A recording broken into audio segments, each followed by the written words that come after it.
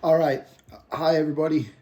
So it was good that people seem to like that other video with the improvisational stuff. It made me want to do another one. So I was quite surprised. There was quite a lot of comments about it. So I've got kind of orange lips because I've just been eating some ramen. I've tried to clean it off my mouth, but that's why my mouth looks a bit weird. So what was I talking about in that other one?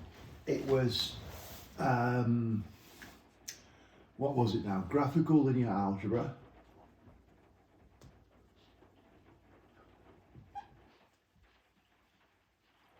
So, signal comes in, you can copy it, and that would mean add. So that kind of thing. And the other one was this box arithmetic.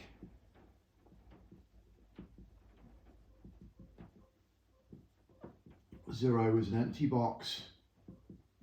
One is a box in a box. Two is two boxes in a box. X, or what Wildberger calls alpha, is a box that contains a 1. So that's a box in a box in a box. And then if you want to add two things together, like let's say x plus 1, but these could be anything, well, you draw a picture of the first thing, so in this case x,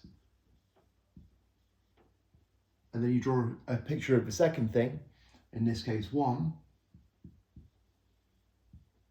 and then you get these two boxes and you empty the contents of them out into some new box. So this comes from here and this comes from here. So this is x plus 1. So that's the idea of box arithmetic, very, very quickly and basically and roughly. I'm just trying to give a little bit of a recap of the main things I was talking about in the last video. But now I want to talk about some of the comments because there were some really, really interesting comments. I don't remember all of the details. There were some people suggesting some really fascinating other ways of thinking about mathematics from the beginning. And I thought this is so fascinating. Like, I always love, I never got round to making it, but I always wanted to make a series on YouTube called something like Mathematical Creation Stories. And the idea is that one looks at lots of these cases in maths where you start off with like a very simple setup, like the idea of boxes that you can put inside boxes, or the idea of like diagrams that you can draw that can like flow information around, or the idea of like programs that you could write that like start with like, maybe like lambda calculus or some kind of rewrite systems, or there's all of these different computational systems. If one has a look, for example, in a new kind of science, one of the chapters is something like the world of simple programs, and he talks about using things like tag systems, rewrite systems, Turing machines, post systems. But then there's even other things involving like communication. So there's things like this pi calculus where we can have a kind of language which sort of is involving this notion of communication somehow. So there's some really interesting possibilities. And I think where we are now with these kind of ideas is also pretty interesting. So it's kind of weird making these improvisational videos, especially because I'm kind of not used to it. I'm kind of spent a long time making videos that are much more prepared, and now I kind of realize that, there's different sort of demographics that seem to be interested in me making these direct videos. It's a bit weird self-reflection style thing. But I thought I want to say a bit more about box arithmetic, particularly in the mathematical side. But I thought before that I'd just think about a couple of general things that seem to come across in the comments. I think one of the main ones is there's a lot of people who are enthused to look at different approaches to mathematics. And I think that is brilliant, whatever that is. I think that, like I say, I think it's kind of interesting to see people's reactions to stuff like box arithmetic or graphical linear algebra. Um, I think um, like it's providing opportunities, and I think a lot of things that are happening now in technology, I think technology is sort of accelerating in its progress, and it's providing a lot more opportunities for self-expression um, to people. And I think this sort of graphical linear algebra is one example. There's another example sort of combining manifold diagrams slash homotopy IO with formal category theory or something like that, um, or some kind of maybe to provide some kind of a visual language for reasoning. Or maybe it could be something involving like wearables, or like 3D scanning of motion so that people can express themselves in an abstract language, some kind of visual language that is easy for people to understand but plugs into math, so it wouldn't have to be anything to do with formal category theory or homotopy type theory or double categories or things like that. But it could be something completely different, or something involving geometry, or something involving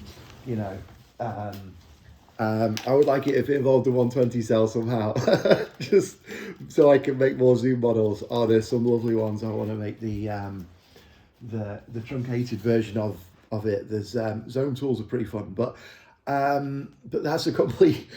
Well, I'm not sure how much of an aside it is, but anyhow, I think there's just a lot of interesting possibilities, and I think that we're really at a place where lots of different people can pursue lots of different potential setups.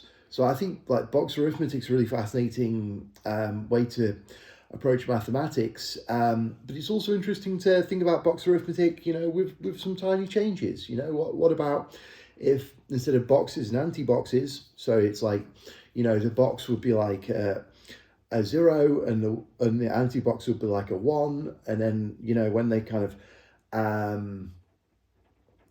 like when you're adding them together, like when you add a box to a box, you get a box. I'm talking about the outer boundary here.